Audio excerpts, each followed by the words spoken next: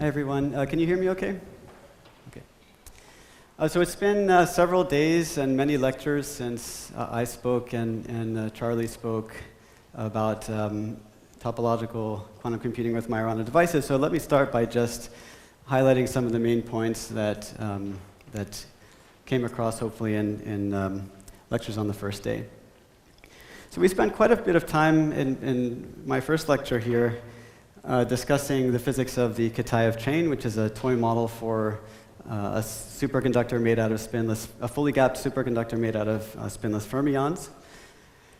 And so if we zoom out, the following key features arose.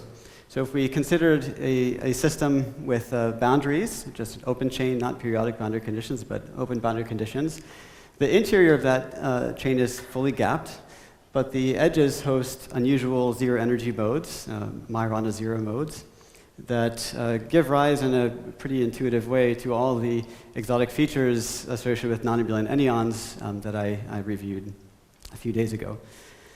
So one of the key features that these Majorana zero modes underpin is they give rise to a peculiar ground state degeneracy. In this case, there are two ground states, one of which has even total number of electrons in the system, the other one which has odd total number of electrons in the system.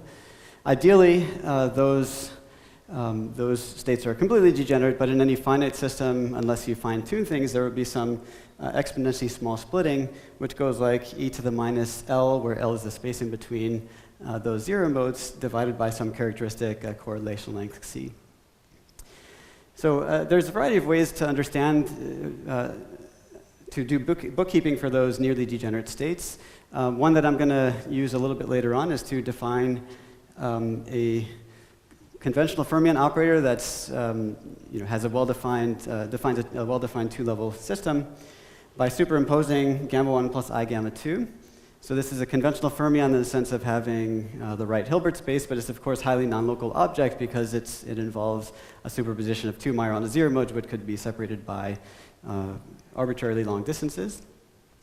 So this fermion D has a number operator, D dagger D, and if you express that number operator in terms of gamma 1 and gamma 2, you just get 1/2 times 1 plus I gamma 1 gamma 2. So the two states, these even and odd total fermion pair D states, can be understood as the two possible occupation numbers for that unusual fermion operator. So let's say if D dagger D is 0, that corresponds to the even state. If D dagger D is 1, that's the odd state. In terms of these gammas, we can think about the state where D dagger D is unoccupied as being the state where I gamma 1 gamma 2 is -1, right? Because if it's -1, then the right-hand side is 0. And the state where that fermion is occupied corresponds to the state where I gamma 1 gamma 2 is +1, which would give me one unit occupation number on the right-hand side. And later on, I will sometimes refer to I gamma 1 gamma 2, which is a Hermitian operator with eigenvalues plus or minus 1, as just Pauli operator sigma z. Okay, so any questions on that overview before I move on? Everyone's happy? Okay, so the next natural question you can set your sight on is, if you want to realize that physics in the laboratory, what kind of system should you look at? So there's some basic problems that you have to overcome in order to realize the physics of this model in the lab. One is stemming from the inconvenient fact that electrons carry spin, whereas this model was built up out of spinless fermions. And the other inconvenient fact is that although we have thousands of different superconducting compounds that have been discovered by now, in almost every single one, the superconductivity arises from the formation of spin singlet Cooper pairs. In other words, both spin-up and spin-down electrons are crucial for superconductivity in almost every known material. Okay, so that makes it difficult to make a spinless system superconducting. Now, it took about a decade to figure out how to realize the physics of this Hamiltonian in experimentally realistic ways, and we have two groups to thank for some of the most influential proposals: Roman Lucian and company, and Yuval Oreg, Gil Rafael, and Felix von Oppen. So these two groups showed us how we can engineer the physics of that Kitaev chain using ordinary semiconductor wires. So let me, Charlie talked about this briefly, but let me remind you of the basic idea. So I'm going to introduce a few ingredients one step at a time. So let's start very simple. Let's imagine we have a one-dimensional semiconductor wire that has the simplest band structure you could imagine. If I look at the energy versus momentum for electronic states in that wire, let's start from the situation where I just get two parabolas, one corresponding to spin up, one corresponding to spin down. Okay. Now what I want to do is introduce spin-orbit coupling into that wire. When you introduce spin-orbit coupling, the spin degeneracy gets at least partially lifted in that band structure.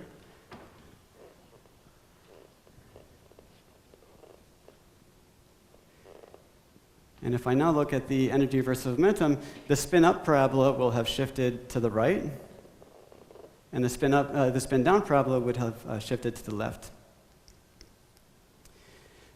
Okay, so we've lifted degeneracy quite significantly here, at least spin degeneracy. But if you stare at this band structure, you can see it's still not quite what we're after, because it doesn't matter where you park your Fermi level here, you're still populating both spin-up and spin-down branches, and you haven't solved the problem of making the system look effectively spinless. Okay? So in this setup, it's actually very easy to cure this problem. I can do this by applying a modest magnetic field. So that magnetic field breaks time reversal symmetry and rearranges the spectrum in an important way. So at zero momentum, in the presence of time reversal symmetry, those two parabolas are guaranteed to cross each other. But the moment you break time reversal symmetry, you will open up an avoided crossing. And your new band structure will look something like this. All right, so now we're in business, because if I park my chemical potential within that field-induced gap, then I just have a single pair of Fermi points. And in this important sense, my system now looks like it resembles spinless fermions present from the Kitaev chain. Okay. Question?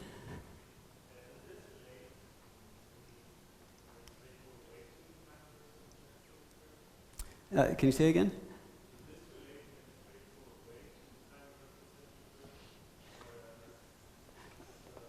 Yeah, so without time reversal symmetry breaking, I would be guaranteed to have degeneracy at k equals 0. So those bands would have to cross because they form Kramers partners at zero momentum. So I have to spoil that symmetry if I have any hope of getting a phase with unpaired Majorana modes. Yeah.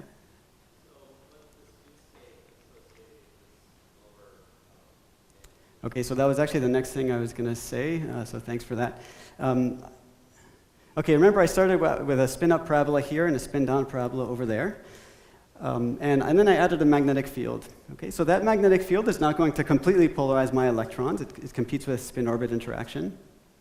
And if you, let's say, look at the electronic states near the right Fermi point, those started up as spin-up, and then they would be weakly canted by the field. So now the electrons here are pointing in that direction. Similarly, over here, I started out with an electronic state for which the spin was pointing down. If I add a magnetic field, that electron will have its spin just canted a little bit to the right. Okay? So this feature, the fact that the spins at kf and minus kf are not perfectly spin polarized, is exceedingly important here. This is what allows us to actually build in superconductivity and get a topological phase with minimal effort and using conventional materials. Okay? So this is the next key ingredient. This system is still metallic, it's not superconducting yet, but I can force it to become superconducting and fully gap out the system and take it into a topological phase by just now coupling that wire with spin-orbit coupling to a superconductor. And not an exotic superconductor. This can be whatever your favorite material is, aluminum, niobium, whatever system of the thousands of known materials you prefer to work with should be just fine. Right? So the key idea here is that when you put these two subsystems in contact with one another, the electrons from this wire, they hybridize with that superconductor. The electrons can jump in, spend some time in that superconductor, and then come back. And in doing so, they inherit the superconductivity that's native to that system via something called the proximity effect. And within the system, we have spin-singlet Cooper pairs. And so the electrons in the wire are going to inherit spin-singlet Cooper pairing. And the key idea is that that can happen very efficiently since I have both spin-up and spin-down electrons available at the Fermi energy to form singlets. Okay. So once I generate this proximity effect, I will get a non-zero pairing potential at the Fermi energy due to the interplay with spin-orbit coupling and time-reversal symmetry breaking. And as long as my chemical potential is in this sweet spot within that field-induced gap, then this wire will enter a topological superconductor with unpaired Majorana modes, one at each end. Okay? So that's the essence of how one can very efficiently make a Kitaev chain, what's morally a Kitaev chain in the laboratory using just ordinary semiconductors and superconductors. Yep. Why is it so crucial that the Kitaev chain is speed? Okay, so I mentioned this a bit at the very end of last time. So it's sort of not uniquely defined. There's a variety of ways in which I can inject spin into the problem. And the way I did it last time was to just imagine that I had an identical copy here. So let's say the first line represents spin-up electrons, the second represents spin-down electrons. And now this, I've sort of ruined all the interesting properties of that system in the sense that now I have not a single unpaired Majorana mode at each end, but now I have a pair. And those each of those pairs forms a locally distinguishable state that has that produces a degeneracy that need not be, that's generically not robust unless you enforce certain symmetries into the problem.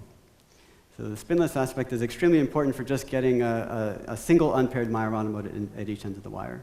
Only when they're unpaired do you get these robust degeneracies and all the interesting non-abelian anion physics that comes with it. Other questions? Okay, so Charlie showed us the beautiful devices that can now be made thanks to numerous material science miracles that have been discovered in the last decade, inspired by these theory proposals. The theme of my lectures today will be the following. So once, let's say, an experimentalist hands you this beautiful device, the important question is, what are you going to do with it? Okay. Now, the zeroth order thing that you can try to do is detect the presence of Majorana zero modes. Now, this can actually be done with local measurements, in particular local transport measurements. And you might think that this sounds contradictory to something I emphasized very prominently in my first lecture. I made a big deal out of the fact that these two nearly degenerate states that are generated by those Majorana modes are locally indistinguishable from each other. I said over and over again that there's no local measurement that can tell you whether you're in the even or odd fermion parity state. But now I'm telling you that I can via a local measurement, detect the presence of a Majorana zero mode. And so those things are not incompatible at all. I can indeed, with a local measurement, detect the existence of a Majorana zero mode, but that experiment gives me zero information about the actual state that's encoded in a pair of well-separated Majorana zero modes. Right? That make sense? Okay, so I'm going to start with this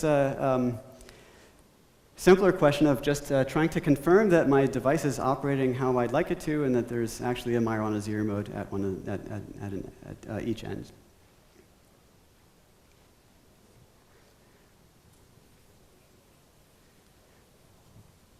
Before I get to how that's done in practice, I'm going to spend a few minutes just discussing the somewhat more general problem of tunneling into a superconductor viewed as a scattering problem.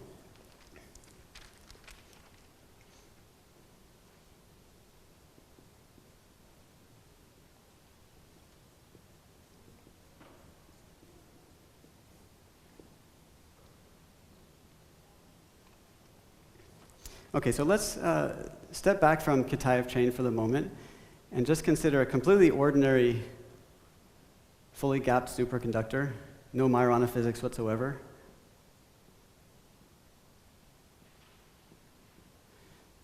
I'm going to ground that superconductor, and I'm going to attach to it a lead.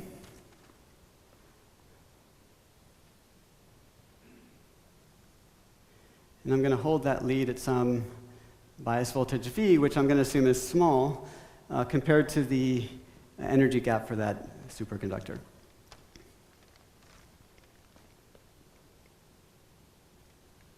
Okay, so because I'm biasing the system at a finite voltage relative to the grounded superconductor, the lead sends in electrons, incident electrons.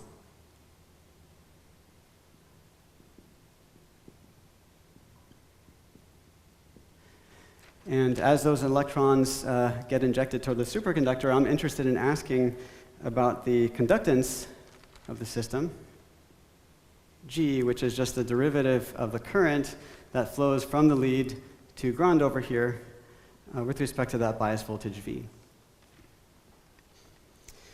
Okay, so if we want to inject charge into the superconductor, the simplest process you might start by considering is a process where that incident electron simply jumps into the superconductor and then makes its way to ground.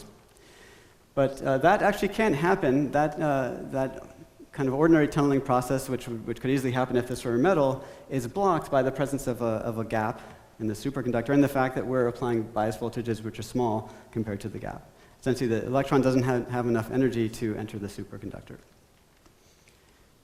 Okay, so that kind of process is forbidden. So one thing that can certainly happen when this electron hits a superconductor is it can just bounce back to us and remain an electron. So that's a process that I'll call normal reflection.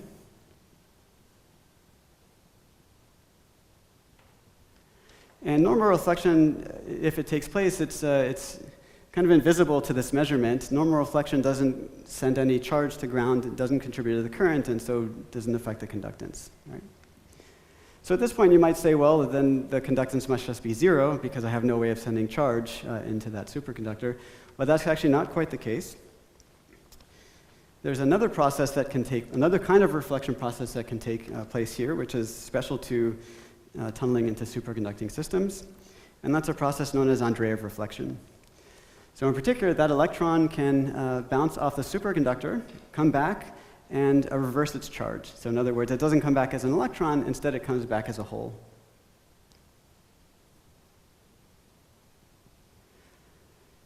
Now the charge has to go somewhere. I can't just lose 2 electrons and have them vanish into thin air.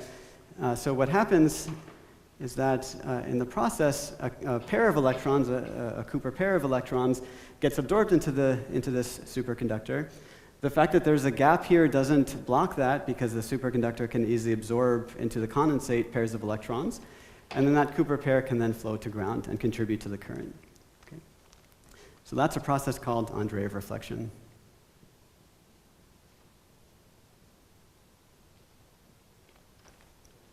Okay, so let me write down a general expression for that conductance. Let me first write what the expression looks like, and then I will tell you what each of the factors represents. Okay, so this will take the form 2 times e squared over h times something I'm going to call P Andreev.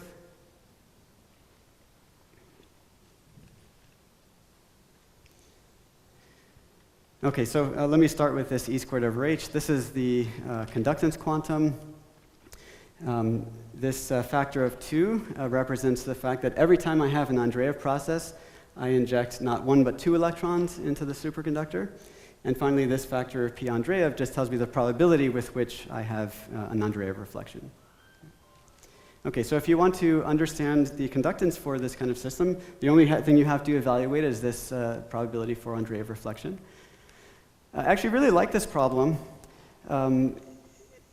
It's to actually solve this problem, you essentially just have to go back to something that everyone, I think, in this room is very familiar with, scattering off of a potential barrier in introductory quantum mechanics. Right? So you can, let's say, solve for the wave functions in the presence of some, something that's sort of like a potential barrier due to the superconductor. Find the reflection and transmission coefficients, and then extract a probability for Andreev reflection. Right? So I would like to go through this exercise in the context of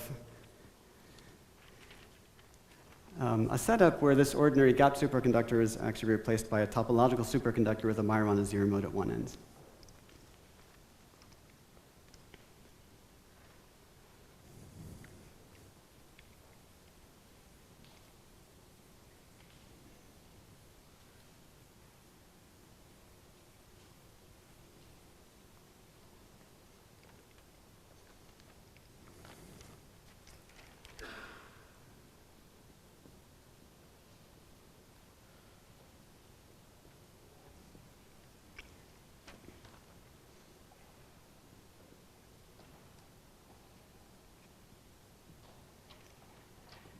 Okay, so there's my topological superconductor. I want to introduce a lead here, which couples to gamma 1. And my goal here is actually to just write down the very simplest Hamiltonian that I can possibly write down that captures the effect that I'm interested in describing here. And to simplify the problem, I'm going to assume that the lead just has a single right-moving channel and a single left-moving channel. So the right-moving channel is going to represent incoming modes. And then there's a left-moving channel that represents outgoing modes. And I'm going to do one more thing, which is just convenient bookkeeping. There's not any real physics here, but I'm going to choose to join up those right and left-moving modes at the right end here, and describe this system as fermions living on a single coordinate system that runs from x equals minus infinity over here to x equals 0 at the interface. So in the regime where x is negative, that represents right-moving incoming fermions. And for positive values of x, those guys are going to represent outgoing or left-moving fermions. Okay. And then I'm just going to introduce some tunneling T between fermions at the rightmost end of the lead and that Majorana zero mode gamma 1. All right, so let's write down a Hamiltonian that describes this setup. It's going to consist of two terms. There's going to be one term which is just representing the kinetic energy for electrons in that lead. And a second term, which I'll call HT, which just couples the lead to that Majorana zero mode.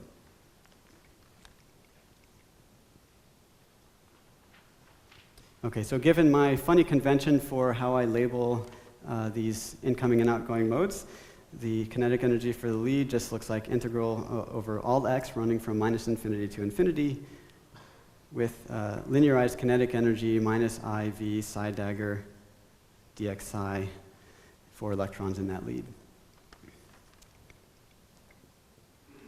Okay, so then I have to write down a coupling between the electrons at x equals 0 in the lead and that Majorana zero mode. So let's write down sort of the only thing that you could, that makes sense to write down physically.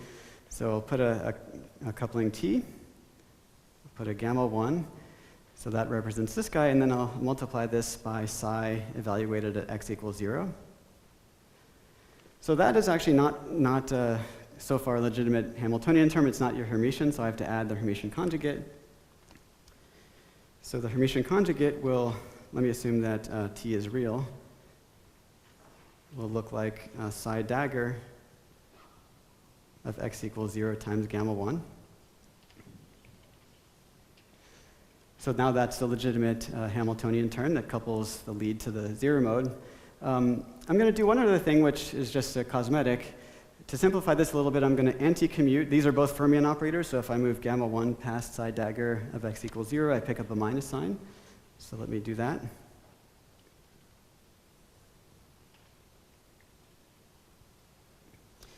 And now I can simplify things just a tiny bit more, because I have a gamma 1 that's common to both terms and sitting on the left, so let me just pull out that gamma 1 all the way out front. So when it thus settles, this coupling term just has a form T gamma 1 times psi of x equals 0 minus psi dagger of x equals 0.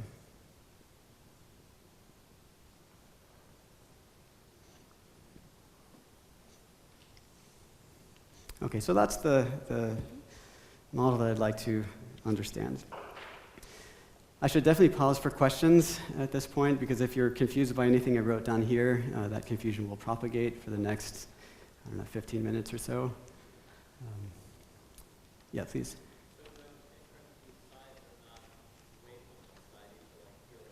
These are, operators. These psi dagger creates an electron at position x in the lead.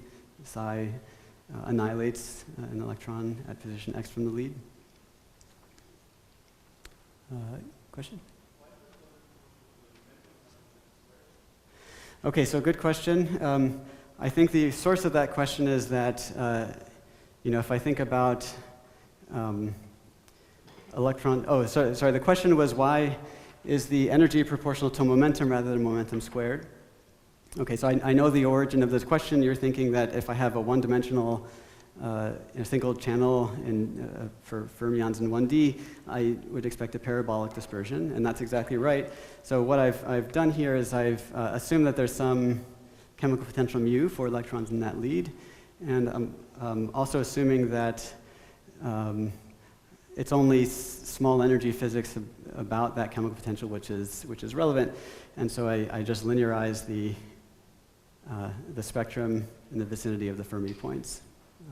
And so this is a right-moving mode, which is that guy. This is a left-moving mode, which is the outgoing mode.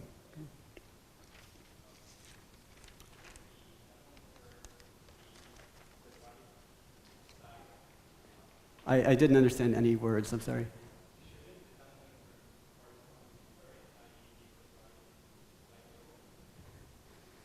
Well, it's quadratic in fermion fields. So I think if I understand correctly, you're wondering why I can't have something like gamma 1 times another piece which involves 2 factors of size. So that's physically impossible. That would be odd in fermion operators, and locality tells us that any term that ever appears in the Hamiltonian must be even in fermion operators.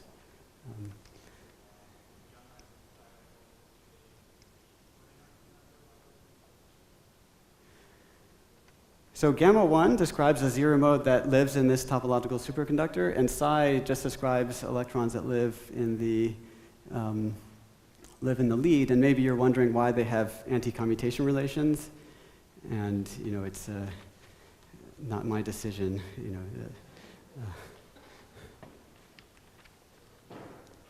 Yeah.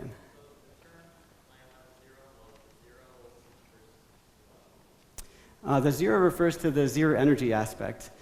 So the fact that they commute with the Hamiltonian.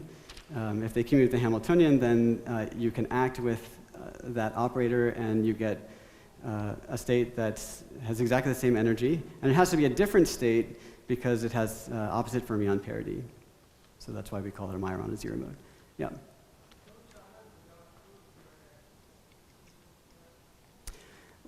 Is the question why I don't have any coupling to gamma 2? Yeah, so that's a good question. The reason is that I'm assuming that gamma 2 is, macroscopic distances away. So my lead just couples locally to one end of the wire, and I don't have any the wave function for this zero mode is completely localized to this region and has no overlap with the lead electrons. So I have no chance of something, a similar term where gamma 1 is replaced by gamma 2 would be highly non-local in this language. Yeah?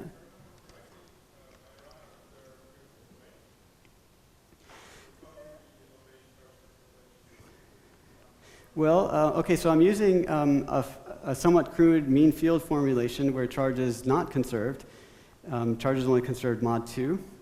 And this piece happily reflects that charge conservation mod 2, right? Because this is just changing the number of fermions in the system by 2.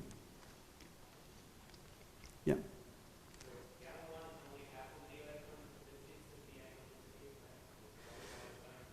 Yeah, so together gamma 1 and gamma 2 define, or I guess I've erased it, but they define a single fermion that has a 2-level subspace. So yeah, indeed, we're just probing half of that fermion by coupling to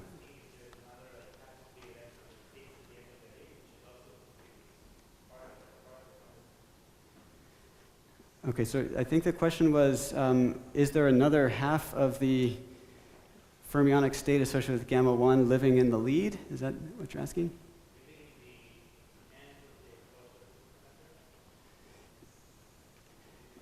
Yeah, so the other half of gamma 1, of the fermion that is a partner to gamma 1 is gamma 2. I'm not sure I'm quite getting your question, but if you want to try again, feel free.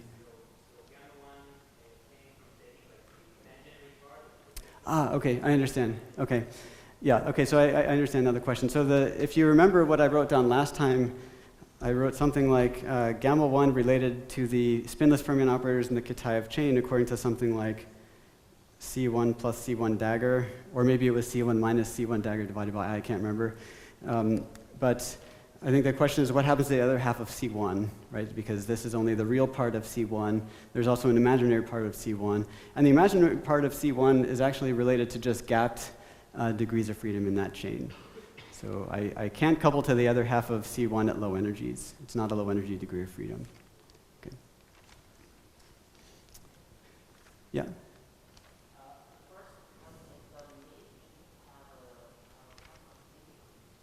I can't understand, I'm sorry. Can you speak louder? Yeah. Can we play telephone? Can some... What? Okay, so the role of the chemical potential, all it does is it fixes V. It's not playing very much of a role here. You know.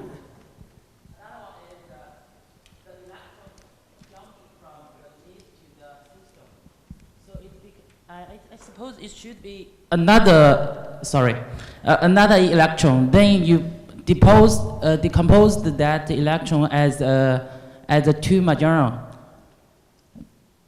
Not directly write the electron becomes to a majoron fermion. More intuitively to see an electron jumping to the superconductor. It's still an electron. And then you write down, then you depose the electron fermions right with the two majorons.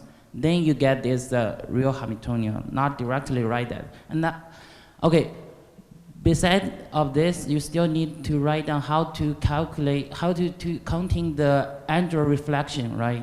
So the electron coming and you have a two curve here created and reflect a hole. That's why you should also counting into this coupling process. I wasn't done with the calculation, by the way. I haven't started the calculation. So all this will, just stay tuned. Yeah. It should not be obvious what the conductance is yet. I haven't gotten there. Okay, so should I go on? All right, so dimensional analysis is a wonderful thing. I love dimensional analysis, and it combines quite a lot. So we can apply dimensional analysis in this problem before I move on any further, and ask, what could this Andreev reflection probability possibly depend on? So I only have actually two parameters in this Hamiltonian. I have a velocity and this parameter t. And if you work out the units, well, we know what units velocity has. If you work out the units for t, then it turns out that there's only a single energy scale that you can define from V and T, and that's T squared over V. So you can verify this in private. T squared over V has units of energy, just simple dimensional analysis. And so the Andreev reflection probability can only depend on the ratio of the incident energy for the electrons you send into the lead divided by that ratio T squared over V. Okay? Because this is unitless number, so it can only depend on dimensionless things. So rather than working out the full eigenstates of this Hamiltonian and backing out the Andreev reflection coefficient for arbitrary energies, I'm just going to look at two extreme limits. I want to look at the case where energy is much larger than T squared over V, and when energy is much smaller than T squared over V. Okay, so let's start with the high energy limit.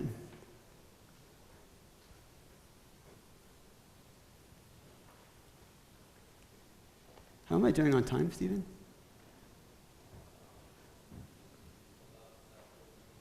30 minutes left? Oh, okay. Sounds good.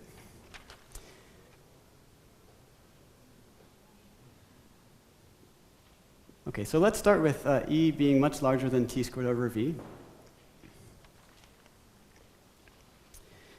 So I want to really just get the crudest possible description of what an electron does when you send it in at such high energy scales. Okay. So in this case, you have a small parameter. You have a small parameter which is t squared over v divided by the incident energy. And you could imagine doing perturbation theory in that small parameter. I'm going to content myself with just doing the lowest order perturbation, actually 0th order perturbation theory. I'm just going to get a crude snapshot of what happens in this limit, just take the limit where t is exactly 0, t squared over v is 0, in which case the Hamiltonian is approximately equal to, well, it's exactly equal to in this limit, but it's approximately equal to, in this regime, just the lead kinetic energy. Okay, so if I took away this t term entirely, then this is a very simple Hamiltonian to solve. Right? You just get plane wave eigenstates. And there's no mystery. If I send in an electron, the electron is just going to bounce back to me as an electron. Right? In other words, when t is 0, I just cut the system apart entirely from the topological superconductor. I don't know about its existence anymore. So it's useful to just plot the norm squared of the wave function as a function of position. So in principle, we should allow for both electron and hole components of that wave function, so I'll plot them separately. The electron part of the wave function is just a constant, just a plane wave, and the whole part is just 0. So remember, x negative corresponds to incident electron levels, and x positive corresponds to outgoing levels. So this just tells me that whenever I send an electron, it's guaranteed to come back to me as an electron. Okay, so this is not especially interesting, but what it tells us is that the conductance, when you probe the system at energy scales which are much larger than t squared over v, is approximately 0.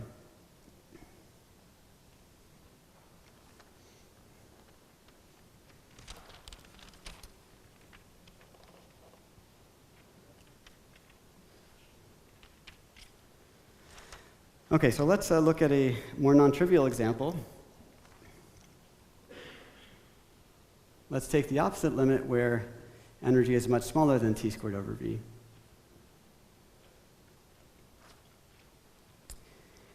So this, I once again want to consider an extreme limit, where this extreme limit of this criterion. And the most extreme situation you could imagine is one where I send in an electron with 0 energy, so E becomes 0. And I take t in some sense to infinity. It's not completely well defined, but it's useful to think about it that way. Okay, so I'm going to look for, in this extreme limit, eigenstates of the Hamiltonian that have 0 energy. By construction, that's what I send in. I'm sending an electron at 0 energy. And I want to know what comes out. Okay, so there are 2 pieces, and I need both of those pieces to annihilate the wave function in order to get a 0 energy level. Okay. So if I look at the lead part, we know how to make this term 0. If I take k equals 0, then this term disappears. Okay. So the only thing we really need to figure out is how do I make ht equal to 0? In other words, well, more precisely, how do I arrange for a situation where acting ht on a state gives me 0? Gives me 0.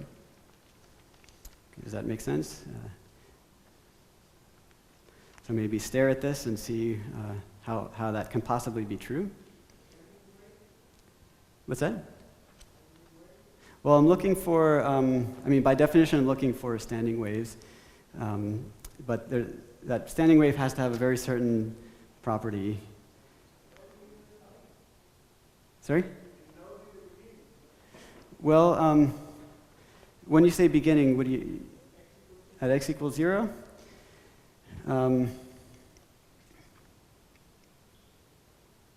Okay, so that's not quite going to work, because if you let's say assume that I have 0 amplitude for having an electron, I guess that's what you mean, 0 amplitude for having an electron at position x equals 0, this term will annihilate that, but this will add an electron there. So it won't quite work. Yeah, exactly. So the only way to have this annihilate your state is if psi and psi dagger must be equal to each other. Okay? Their action on the state must do the same thing. So in this extreme limit that I'm focusing on here, this quote-unquote large HT term, it basically enforces a new kind of boundary conditions for your lead.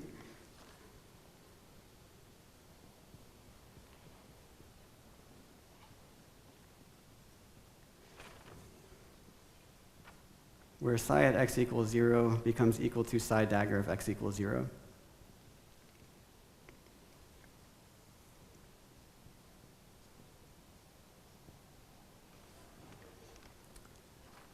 Yep.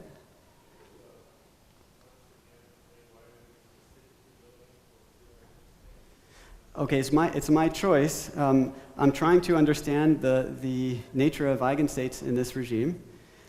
And I'm just taking the extreme limit where I take E all the way down to 0, and I take t squared over v to arbitrarily large values. So it's just a particular kind of wave functions that I'm interested in describing. And those wave functions will be the right ones to consider if you're thinking about the situation where the bias voltage on the lead is going to 0. Okay. All right, so now I just want to guess what the wave functions for the system look like in order to maintain that boundary condition. So I'm going to try to draw a similar picture to what I drew up here. So here's once again just modulus of the wave function squared as a function of position. So I have the freedom to choose what comes in. Right? I send in something from the lead. So I'm going to assume that I just start off with an electron, and the whole incident Hall amplitude is 0. The question is, what do I draw on this other side? Any ideas what this should look like?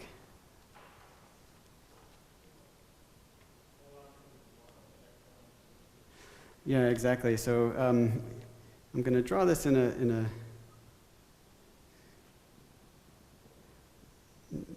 somewhat distorted way, but the role of electron and hole on this side gets reversed. And what you can see is that because they swap roles at x equals 0, I have equal amplitude for electron and hole, exactly at x equals 0, and that satisfies my boundary condition. Okay, so this tells us that actually with unit probability, if I send an electron, what comes back to me is not an electron, but rather a hole. So this corresponds to phenomenon of perfect Andreev reflection induced by this Majorana zero mode. In other words, the probability PA that I wrote down before becomes 1.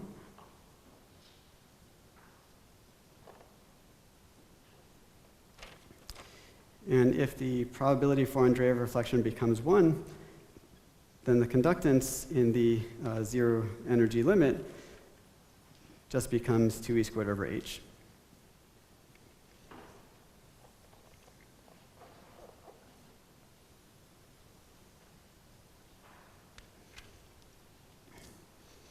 Okay.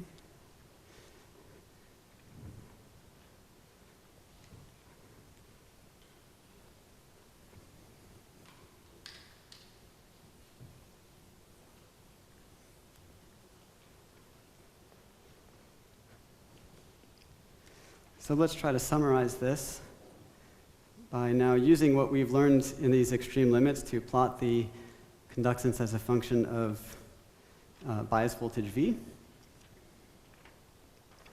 So I know that in the limit where the voltage goes to 0, I need to get a quantized conductance of 2e squared over h, at least at 0 temperature, it's quantized. And I also know that at large bias voltages, the conductance has to go down to 0. So, simplest way of relating these two things would just be to draw some kind of Lorentzian shape like this. And this Hamiltonian that I was examining is simple enough where we can even guess the the width of that peak should be, well, it's an energy, and I only had one energy scale in the problem, which was t squared over v.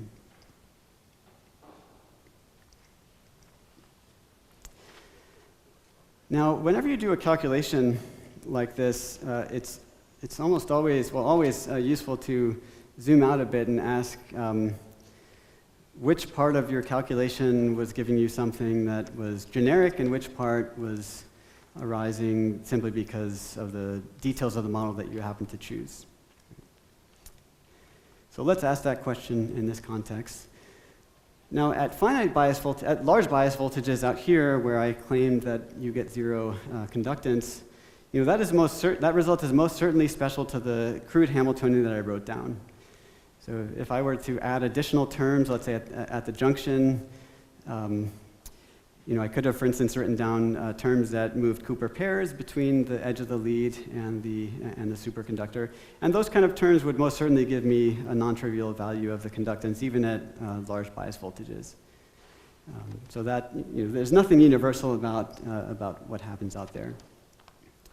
In contrast, this 2e squared over h at zero bias voltage actually is universal. So this, although we derive this within a simple framework, it's very general. So you can do all sorts of, add all sorts of bells and whistles to the Hamiltonian that we looked at. You can add additional processes at the junction. You can add interactions for the electrons in the lead and so on.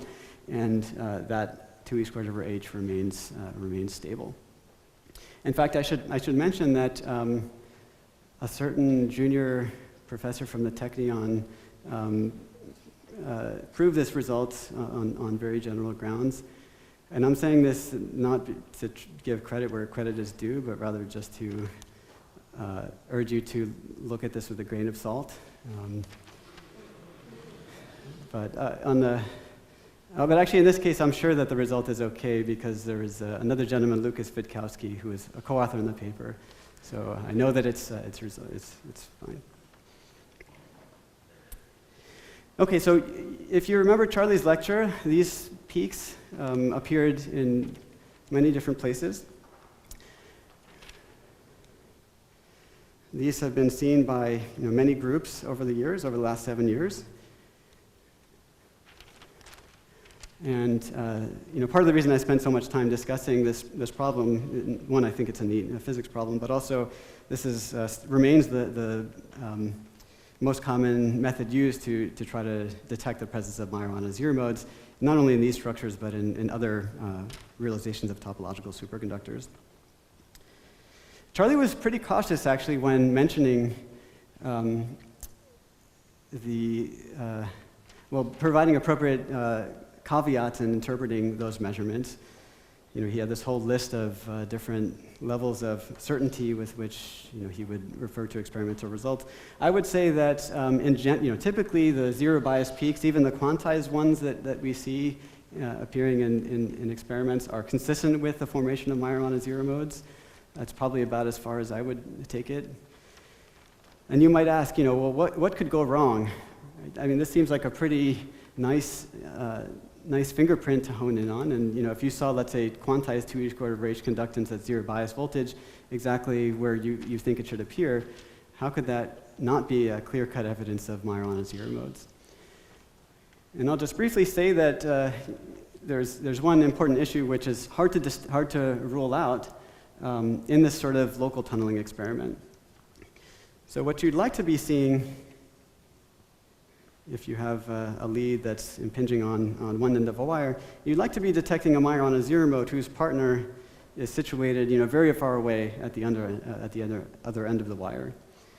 And if you performed a measurement in such a system, you would expect to see quantized zero bias conductance, as we were able to capture here pretty simply. But imagine that you didn't have this situation. Suppose that you had a situation where most of your system was actually trivial, but you had this little portion on the left end where you had two Majorana modes that were not separated by particularly large distances, but they happened to hybridize weakly with each other on the scale that you can resolve in this sort of transport experiment. Incidentally, I think, to my knowledge, Ganit was the first one to show that this sort of thing is actually a not so unnatural possibility to occur in wires, and nowadays people are highly attuned to this possible scenario. So if I perform an experiment on this sort of system, I might also expect, at least over some range of temperatures, to see something that looks very similar to the signature of a true Meyer on a zero mode, even though there's nothing robust or protected here. Right? So these are the things which one needs to be very careful about when interpreting these kind of zero bias peaks. And there's a whole industry of people that are working on understanding refined signatures that can discriminate such things. Yeah.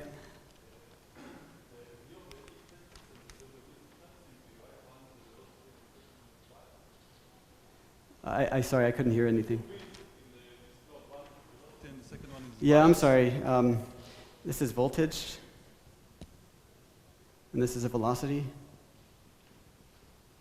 Sorry about that. Okay, so how much time do I have? Past half, okay. Well, any other questions about this? This is all I wanted to say about detection of the existence of Meyer on a zero modes. Go ahead. So you stated that trying to detect Meyer on a zero mode, you get this type of perfect and direct reflection. Are there other situations in which that could happen? Well, so that's what I was trying to highlight here. An example of a not unreasonable situation in which you would expect to not be able to distinguish very easily from a signature coming from a true Meyer on a zero mode. But it's sort of accidental, but it can happen in not crazy reasons, in not crazy ways in actual experiments. So it's something worth keeping in mind. Okay, so any other questions? Yeah. One answer that you are actually seeing the superconductor very close to the edge and Yeah, okay, so that's a very good, so the question is, how, maybe there's even a more trivial way of getting this. What if I just had just the gapped superconductor that I was tunneling into, period? That's your question? Okay, so this I can say something concrete about. I included only a single channel in my lead. And if you were to consider a single channel lead coupling to a fully gapped superconductor, actually at zero bias voltage, Andreev processes have to freeze out entirely. So this 2e squared over h would actually necessarily go to zero at zero bias voltage. And that's it's related to Fermi statistics. There's actually very, very deep reason why that has to be true. Now, you can ask, well, what if I had more channels in my lead? What if I added a spin degree of freedom? And then the things get trickier. If I have spin degree, if I have spin-full electrons in the lead, then at least within a non-interacting calculation of the type that we were looking at here, the conductance at zero bias is actually non-universal and can take on any value from 0 to 4e squared over h. And so in that case, you can in principle see something which happens to look like 2e squared over h, but it would require a bit of fine-tuning.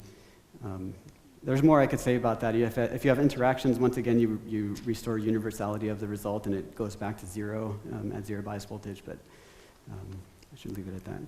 So Stephen, maybe I can ask your advice. We can break I have a very natural stopping point right now. We can break for 5 minutes and then come back, or I can continue. Okay, perfect.